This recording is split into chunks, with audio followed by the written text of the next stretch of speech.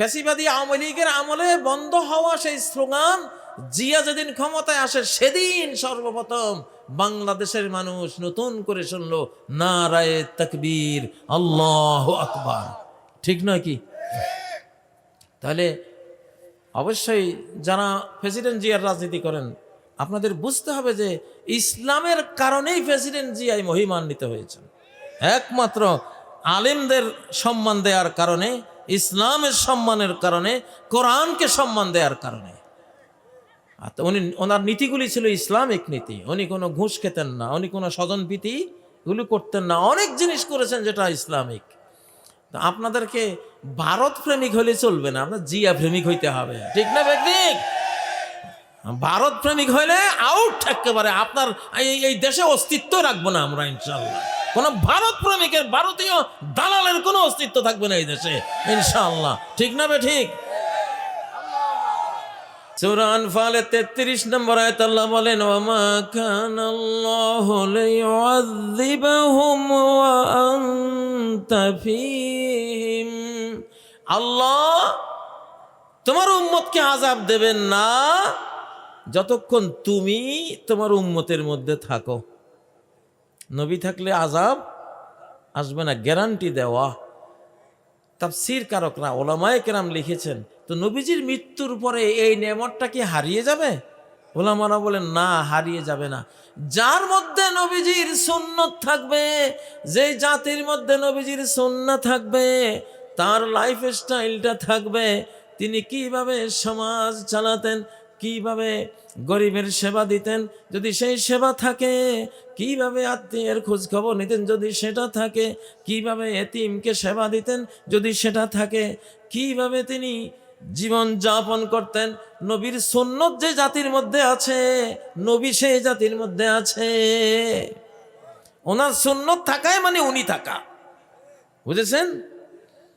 তাহলে আমাদের ঘরগুলি যদি নবী সাল্লাল্লাহু আলাইহি সাল্লাম যেভাবে তিনি পর্দা ফুসিদা মতো করে, হ্যাঁ, তিনি যেভাবে সুন্নাহ রেখে গেছেন সেইভাবে যদি ঢাকা চলে, গাজীপুর চলে, তাহলে আযাব আসবে?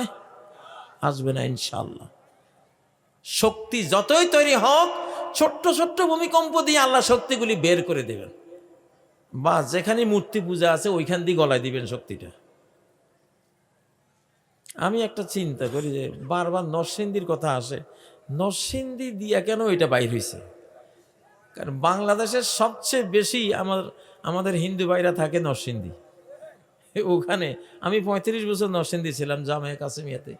তো ওখানে তো মূর্তি পূজা, সিরিয়াস মূর্তি পূজা আছে, বুঝেন না? তো টানটা যে ওইখান দিয়ে দিছে, আল্লাহর কোনো কাজই তো কাকতালীয় না, প্রত্যেকটা জিনিস টার্গেট করা। কোনো না কোনো তুমি আল্লাহর সাথে গন্ডগোলে আসো, আল্লাহর সাথে কোনো না কোনো গন্ডগোলে তুমি আসো, এই জন্য তোমার ধরে টানতেছে। ঠিক না ভাই? ঠিক। হযরত ইউনূস আলাইহিস সালাম যে জাহাজে করে পার হচ্ছিলেন, হঠাৎ করে জাহাজ এইভাবে দোল খেতে থাকলো। নাবিকরা বুঝতো যে কোনো একজন পলাতক গোলাম কোনো জাহাজে করে যদি পালাবার উপক্রম করে তখন এই অবস্থা হয়। তারা লটারি দিল, লটারি দিলে হযরত ইউনূসের নাম আসলো। ওনার মতো একটা রাজকীয় এত সুন্দর ফেরেশতার মতো ফিগার, ওরা বিশ্বাস করতে পারলো না যে এই লোক আবার কি পাপ করবে, ফেরেশতার মতো চেহারা। আবার লটারি দিল, আবার ওনার নাম আসলো, আবার লটারি দিল, আবার ওনার নাম আসলো। তখন নাবিকরা বুঝলো না কোনো একটা গন্ডগোল হয়েছে। তো গন্ডগোল তো একটা ছিল, উনি উম্মতের থুইয়া পালাইছিল, ঠিক না? তো বিনা কারণে তো আর জাহাজটা এরকম করে নাই।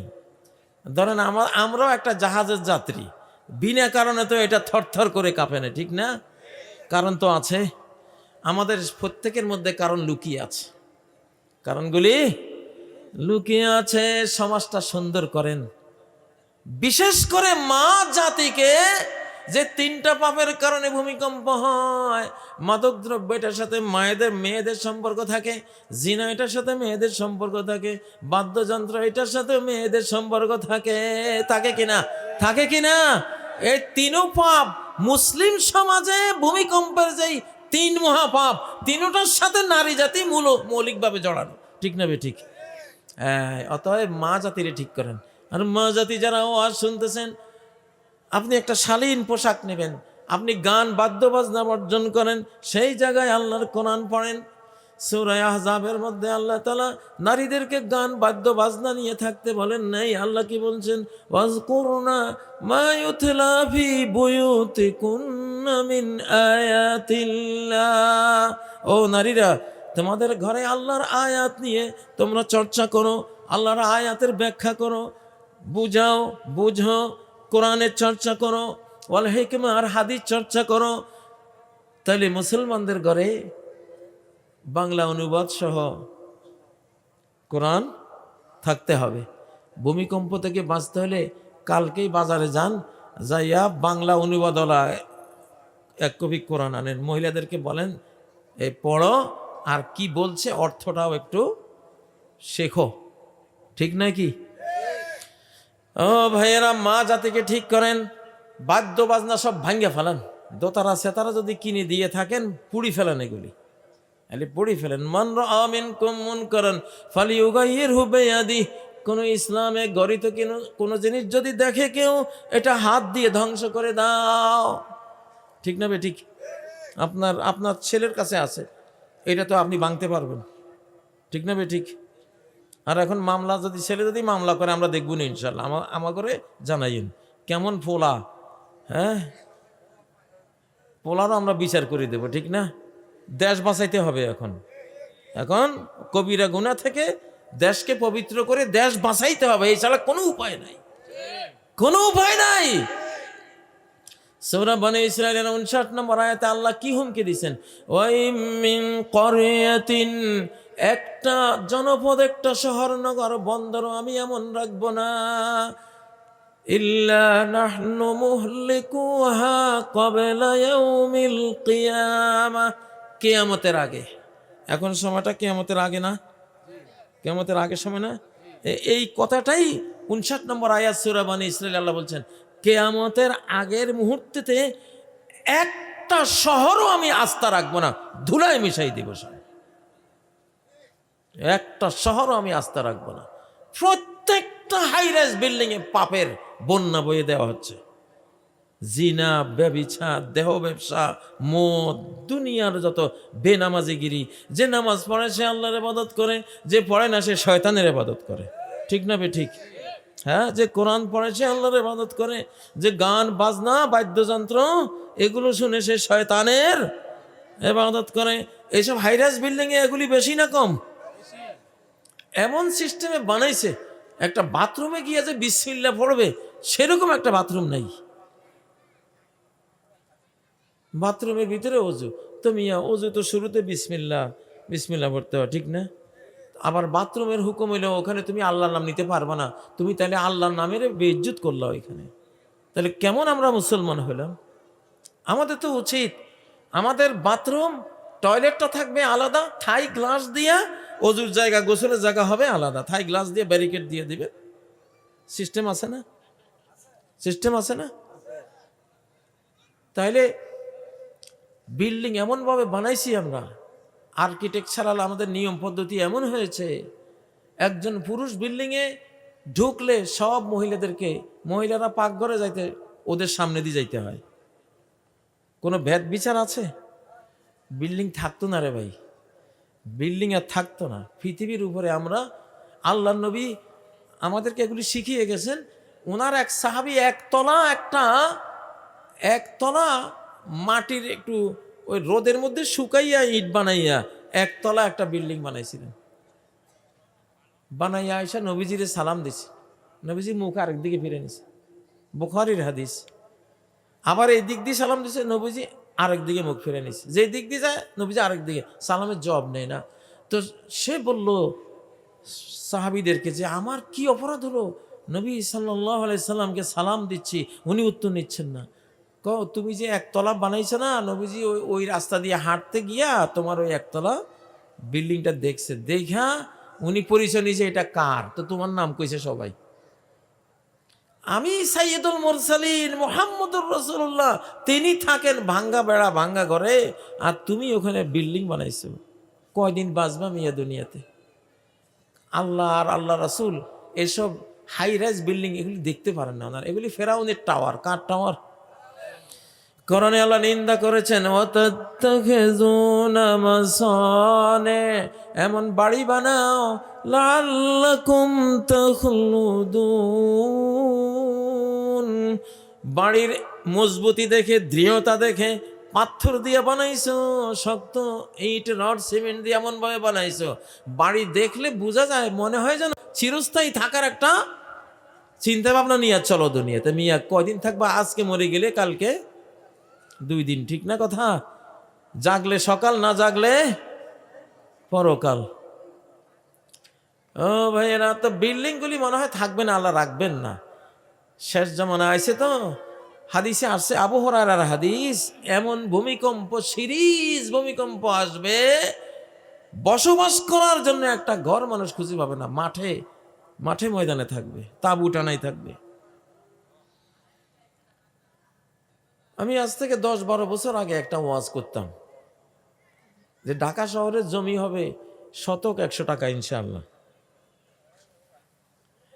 এক সময় আসবে ঢাকা শহরে জায়গা জমির দাম কাঠা শতক 100 টাকা বিক্রি হবে, তাও নিতে চাইবে না মানুষ। কারণ আমি তো কোরআন খুললে দেখি আল্লাহ কি বলছেন, ওয়াইম মিন ক্বরিয়াতিন ইল্লা নাহনু মুহলিকুহা ক্বাবলা ইয়াউমিল কিয়ামাহ, কিয়ামত যখন ঘনাবে, কিয়ামতের আগে কোনো কারিয়া, কোনো গ্রাম, কোনো শহর, নগর, বন্দর আমি রাখবো না। মুহলিকুহা, হালাক করে দেব, সব হালাক করে দেব। তো সেই হালাক করার অবস্থা তো শুরু হয়েছে। এখন ঢাকা থেকে বহু মানুষ পালাচ্ছে। আমি তো ঢাকার ঢুকি নাই আজ কতদিন থেকে, ভূমিকম্পের পর থেকে আমি ঢাকার বাইরে। ভয় না, আমি ভয় করি না, ভয় না, এটা আমার একটা জিদ।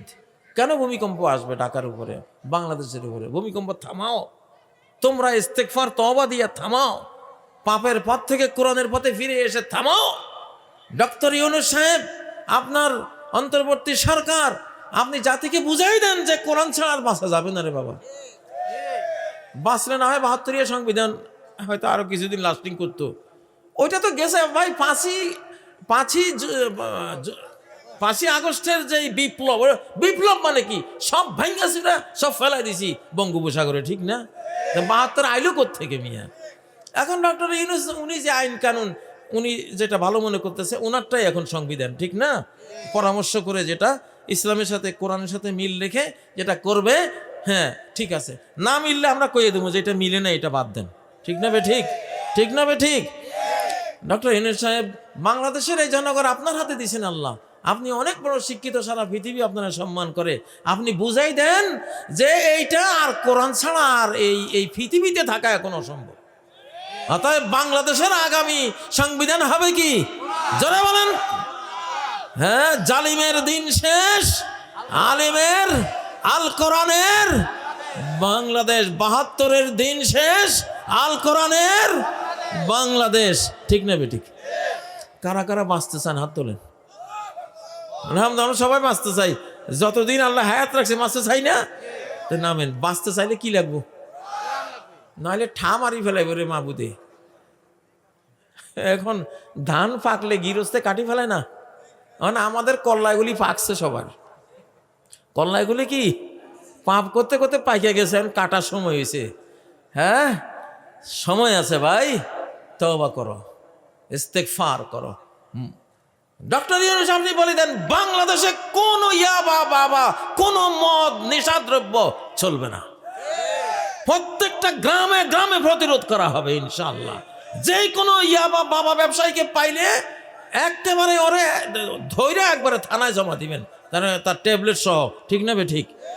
হ্যাঁ, প্রতিরোধ, সামাজিক প্রতিরোধ। কোন মেয়ে শার্ট প্যান্ট গায়ে দিয়া মুসলিম মেয়ে চলতে পারবে না বাংলাদেশে। কারণ তুই ভূমিকম্প আনাবি, তোর কারণে আমি আমার বাড়িতে, আমার ধ্বংসস্তূপে আমি মারা যাব, তোর কারণে আমার ছেলে মারা যাবে, তোর কারণে আমার মেয়ে মারা যাবে, ঠিক নয় কি? তোর কারণে আমার বাসভবন, আমার গোরস্থান হয়ে যাবে। তুই এভাবে চলতে পারবি না, কারণ তুই মুসলিম নাম নিয়েছিস, তুই ইসলামকে বেইজ্জত করতে পারবি না। হ্যাঁ, তুই যদি অন্য ধর্ম নেস তাহলে তুই যা ইচ্ছে তাই করিস, কিন্তু মুসলিম নাম নিয়া ইসলাম ধর্মের মেয়ে হইয়া তুমি এভাবে উলঙ্গ বাড়াইবা, আর উলঙ্গতার কারণে আল্লাহ নারাজ হয়ে ভূমিকম্প দিবেন। অন্যায় যে করে আর অন্যায় যে সহে, তবু ঘৃণা তারে যেন তৃণসম দহে। যে অন্যায়কারী সে যেমন গুনাহগার, যে অন্যায় সহে সেও তো গুনাহগার। ঠিক না বে ঠিক? সূরা আরাফে আল্লাহ বলছেন, আনজাইনাল্লাযীনা ইয়ানহাউনা আনিস সূ। আযাব যখন আসলো, গজব যখন আসলো, যারা মন্দ থেকে হারাম কাজ থেকে বাধা দিত, আমি তাদেরকে বাঁচাই দিলাম। যারা হারাম কাজে বাধা দিয়েছে, আনজাইনা আমি নাজাত দিয়েছি, আল্লাযীনা তাদেরকে, ইয়ানহাউনা যারা নিষেধ দিয়েছিল, আনিস সূ মন্দ থেকে। মন্দে নিষেধ দিবেন? দিবেন? সাহস আছে? সাহস আছে? আরে বাঁচতে চান কিনা? বাঁচতে চাইলে মন্দের নিষেধ দিবেন, বাঁচতে চাইলে মন্দের নিষেধ দিবেন। আমার শিশুকালে দেখেছি গ্রামগঞ্জের বুড়ারা কেমন সচেতন ছিলেন। আমাদের তরুণ বয়সের কোনো ছেলে রাস্তাঘাটে বিড়ি খাইত না। কোন বুড়া দেখি ফেলা যাইয়া বাপারে কইয়ে দিব। তো পোলাপান পুকুর পাড়ে যাইতো, পুকুর পাড়ে গিয়া নারকেল গাছের, কলা গাছের আড়ালে বসে ও বিড়ি একটু খাইয়া, এরপরে কচি কলা পাতা মুখে ছাপায়, যেন গন্ধ কেউ না পায়। কারণ কোন মুরব্বীর সামনে দিয়ে যাইতে যদি গন্ধ পায় তো কইব, ইয়া তোর বাপের নাম কি রে? বাপের নাম নিব, তোকে বাড়ি না ওই জায়গায়। আচ্ছা ঠিক আছে যা। এই বুড়া তার সব কাজ বাদ দিয়ে ফোলা এটার বাপের বাড়ি, বাপের কাছে গেছে। যে কইতেছে যে ফোলা যে কোন পথে গোল্লায় গেছে, খোঁজখবর আছে তোমার? হ্যাঁ, তোমার ফোলারে দেখছি অমুক জায়গায় এই বিড়ি খাইছে। হায় রে কি কেয়ামত! আহা, কত সুন্দর সমাজ ছিল। একটা মেয়ে যদি আমার লক্ষ্মীপুরের বশিকপুর গ্রামে, আমার নিজের বাড়িতে, আমার কানে কত আওয়াজের মারছে, একটা মেয়ে পর্দা ছাড়া বাইরেছে। এক মুরব্বী দেখছে, দেখা খোঁজ নিয়ে মেয়েটার বাবাকে আইসি বাড়িতে। তোর মেয়ে কি তোর কুল, তোর বংশনাশী একটা মেয়ে, তোর এখানে জন্ম হোক, তুই চাস? না তো আমি তো চাই না। তো তোর মেয়ে তো আমি দেখছি এইভাবে হাঁটতেছে। সমাজে অপরাধ করার কোনো সুযোগই ছিল না আগে, সমাজে অপরাধ করার সুযোগই ছিল না। কত রহমতের সমাজ ছিল। যদি এখন বাঁচতে চান ভূমিকম্প থেকে, আবার সেই অবস্থা ফেরত আনতে হবে।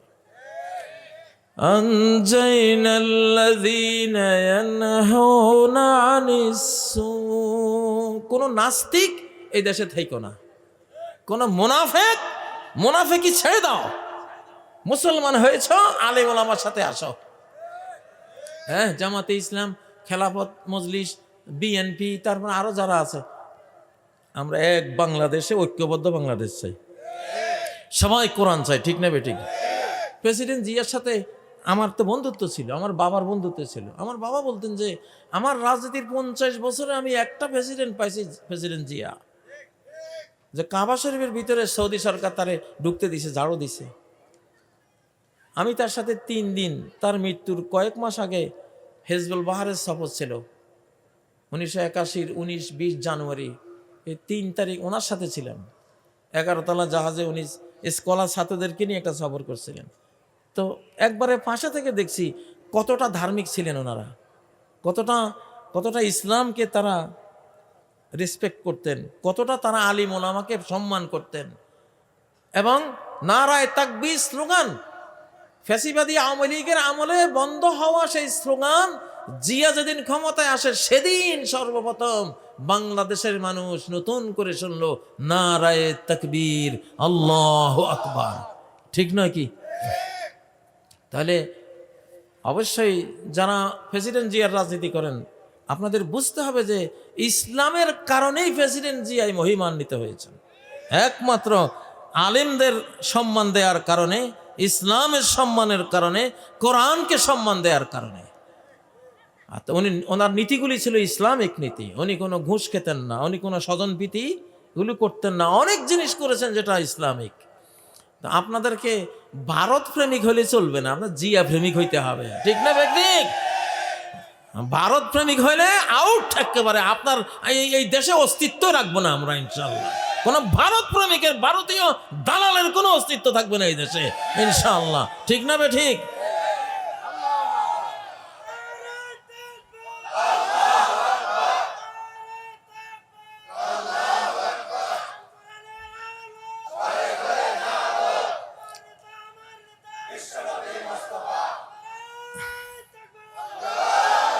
ইসলামের পরিভাষায় মুসলিম দেশের বিরুদ্ধে যুদ্ধরত কোনো দেশ যে শুধু মুসলিম দেশটাকে কলোনি বানাতে চায়, আধিপত্যবাদের স্টিম রোলারে পিষ্ট করতে চায়, মুসলিম দেশের নেতাদের খুন করে, যেই কোনো একজন মুসলিম অধিবাসী প্রভাবশালী হয়ে উঠলে তারে খুন করে, তারে গুম করে, এইরকম দেশ, যুদ্ধরত দেশ মুসলিম দেশের বিরুদ্ধে, এর ইসলামী পরিভাষা নাম হলো দারুল হারব, যুদ্ধরত দেশ। দারুল হারব যেটা মুসলিমদের বিরুদ্ধে যেই দেশ যুদ্ধরত, তার সাথে কোনো রকমের কোনো বন্ধুত্ব চলে না। তার সাথে হলো কোরআনের নীতি, আশিদ্দাউ আলাল কুফার, এই জাতীয় কুফার যুদ্ধরত কাফের বেঈমানের বিরুদ্ধে যতটা কঠিন হইতে পারো ততটাই তোমার জন্য ভালো, এদের জন্য ভালো। ঠিক না বে ঠিক?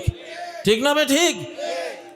রুহামাউ বাইনাহুম, আল্লাহ বললেন কি যে তোমরা মুসলিম দেশে থাকো, একজনের প্রতি আরেকজন রহমতওয়ালা হও, রহমতওয়ালা হও, দয়ালু হও, মানবিক হও, মার্সিফুল হও। ঠিক না বে ঠিক? আর কাফেরের প্রতি, যুদ্ধরত কাফেরের প্রতি যদ্দূর পারো কঠোর কঠোর হও। আমাদের সমাজে হয়েছে উল্টা, আমরা আমাদের মুসলিম ভাইদের উপরে যদ্দূর পারি কঠোর, আর ওই বেঈমানদের ব্যাপারে গিয়ে নম নম। ঠিক না বে ঠিক?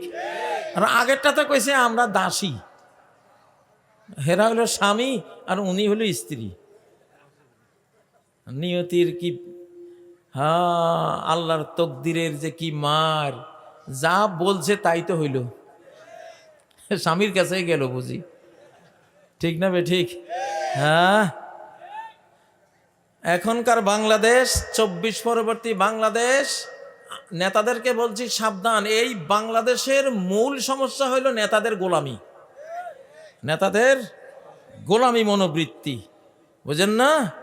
বাংলাদেশ প্রেমিক না হয়ে ভারত প্রেমিক হওয়া, এটাই বাংলাদেশের বড় সমস্যা। ইনশাআল্লাহ স্পিরিচুয়ালি বলছি, আধ্যাত্মিকভাবে বলছি, বিশাল ক্ষমতা আকাশের রেডি আছে। বাংলাদেশ প্রেমিক হয়ে বাংলাদেশে রাজনীতি করবেন, ভারত প্রেমিক হয়ে রাজনীতি করবেন, অস্তিত্বই থাকবে না, বাংলাদেশের টিকে থাকাতে দূরে থাক। ঠিক নয় কি? সাবধান করে দিলাম। এখন এই দেশ আল্লাহর হাতে, ভূমিকম্প আল্লাহর নির্দেশে আসতেছে। ঠিক না? বন্ধ করলে আল্লাহই বন্ধ করবেন। যখন আল্লাহকে ভালোবাসবেন, 57 মুসলিম দেশ আছে, সেই দেশগুলির সাথে আমরা বন্ধুত্ব করব। ঠিক নাকি?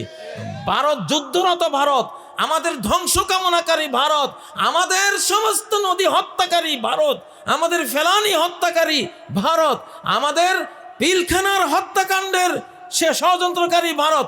আমরা এই ভারতের সাথে বন্ধুত্ব চাই না। বাঁচাবে কে? বাঁচাতে পারেন কিনা? وَإِنْ خِفْتُمْ عَيْلَةً فَسَوْفَ يُغْنِيكُمُ اللَّهُ।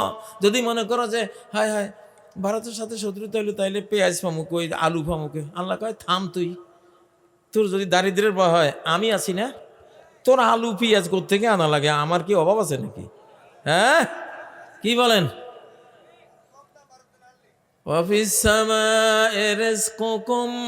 আল্লাহ বলেন আকাশে তোমাদের রিজিক নাকি ভারতে? আল্লাহ কয় আকাশে, তুমি যদি কেউ ভারতে তো ঠুন্ডা ভিজা দিবি ডামো এগুলি। ঠিক না বে ঠিক? ঠিক না বে ঠিক? রিজিক কার? কোথায়?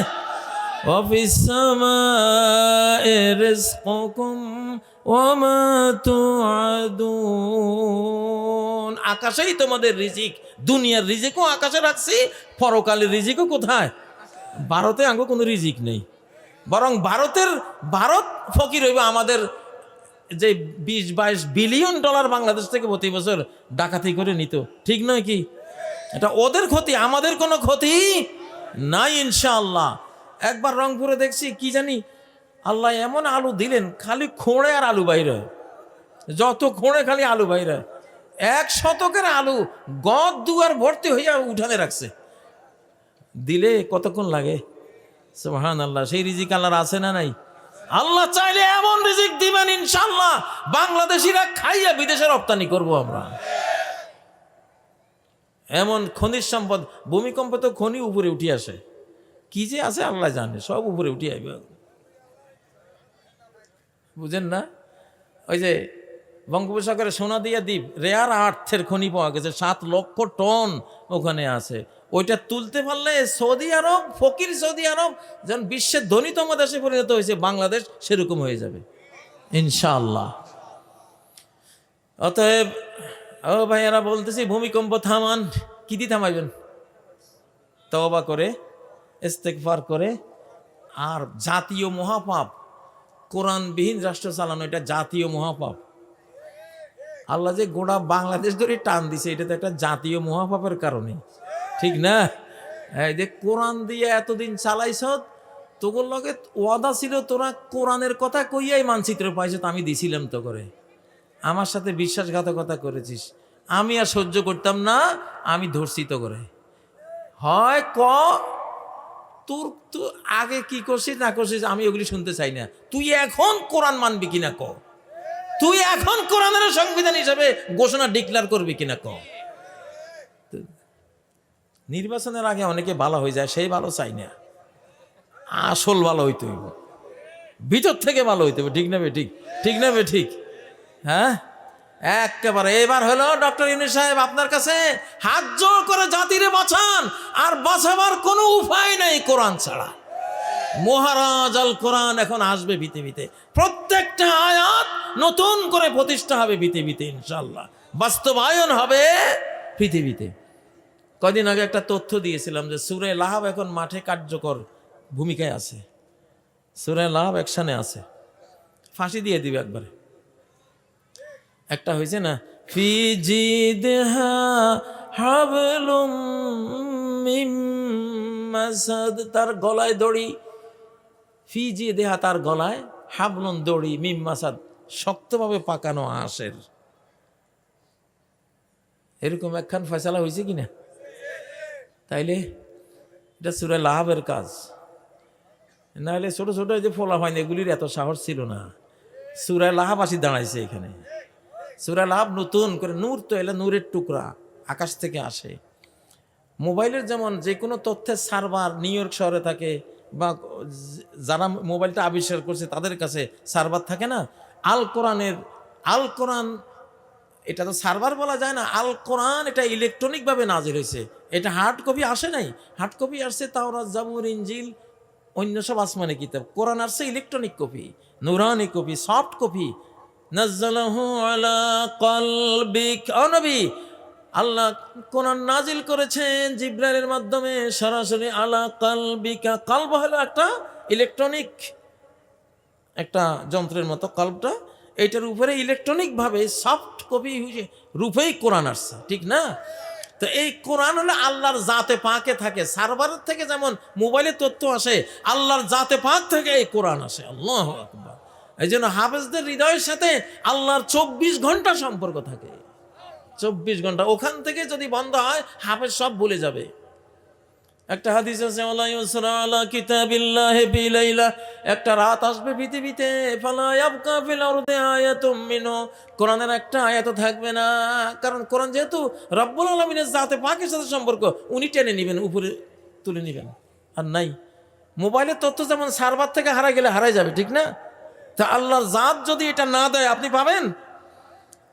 মানুষের অন্তর থেকে, লিখিত কোরআন থেকে, শিলালিপি থেকে, সারা পৃথিবী থেকে কোরআন উঠে চলে যাবে। কারণ তখন আর মুসলিমরাও থাকবে না, অতএব কোরআনও থাকবে না। তো কোরআনে কারীম এটা নাজিল হয়, সূরা লাহাব নতুন ক্ষমতা নিয়ে বাংলাদেশে আছে। আবু লাহাবের অনুসরণ করবা যারা, একেবারে শেষ করে দিবে, বাঁচবে না ইনশাআল্লাহ। অতএব কোনো ভয় নাই, দেশ আল্লাহর হাতে, পৃথিবী আল্লাহর হাতে। কিছু কিছু সময় পৃথিবী ডাইরেক্ট হয়ে যায় আল্লাহর হাতে। আমি ওয়াজগুলি খুব করি, যাতে করে এই যুগের মানুষ বুঝতে পারে। অতএব এখন যদি এই জাতিকে বাঁচাতে হয়, ভারত তো আক্রমণের জন্য হুমকি দামকি দিতেছে, তার আক্রমণ থেকে বাঁচাতে হইলেও কোরআন লাগবে। কি লাগবে? কি লাগবে? হিজাবাম মাসতুরা। আল্লাহ বলেন তুমি যখন কোরআন পড়ো, তোমার আর বেঈমানদের মধ্যে আমি একটা অদৃশ্য পর্দা টানাই দেই, অদৃশ্য একটা প্রাচীর নির্মাণ করে দেই। ওরা বোমা মারলেও তোমার গায়ে লাগবে না যদি কোরআন পড়নেওয়ালা অবস্থায় থাকো। সুবহানাল্লাহ। তাহলে কোরআন কত বড় পাওয়ার আমাদের জন্য, ঠিক নয় কি? সেজন্য সম্মানিত ভাইয়েরা, কথা একটাই, নতুন শতাব্দী এসেছে, নতুন যুগ এসেছে, ইমাম মাহাদির যুগ, ঈসা আলাইহিস সালামের যুগ, কোরআনের যুগ, 7 মহাদেশে ইসলাম ছড়াবে সেই যুগ আসছে। আমাদেরকে এই যুগের সাথে তাল মিলিয়ে একেবারে ইসলামকে, ঈমানকে, নিজের ইবাদত বন্দেগীকে নবায়ন করে নিতে হবে। কোরআন হলো টাকশাল, টাকা যেমন নতুন করে বের করে, আমরা ইসলামকে কোরআন থেকে বের করব নতুন করে, ঠিক না? পার্লামেন্টে কোরআন তুলে দিতে চান কারা কারা? আল্লাহু আকবার, আল্লাহুম্মা আমিন। নারায়ে তাকবীর, নারায়ে তাকবীর। হাত নামান। পার্লামেন্টে তোলার আগে আরেকখান কাজ আছে, সেটা হলো আগে নিজের ঘরে কোরআনকে আনতে হবে। আপনি নিজের ঘরে আনলে তখন আপনি পার্লামেন্টের কথা কইলে এইটা কাজ দিবে, এটা পাওয়ার পাবে, এটা আল্লাহর কাছে গ্রহণযোগ্যতা পাবে। অনেকের ঘরে কোরআন আছে আলহামদুলিল্লাহ, জানি এখন বহু মুসলিমরা কোরআন পড়ে। যদি না পড়তো তাহলে 25 লক্ষ হাফেজ বাংলাদেশে হইতো না। 25 লক্ষ হাফেজ, আরো 1 কোটি হাফেজ রেডি হচ্ছে ইনশাআল্লাহ।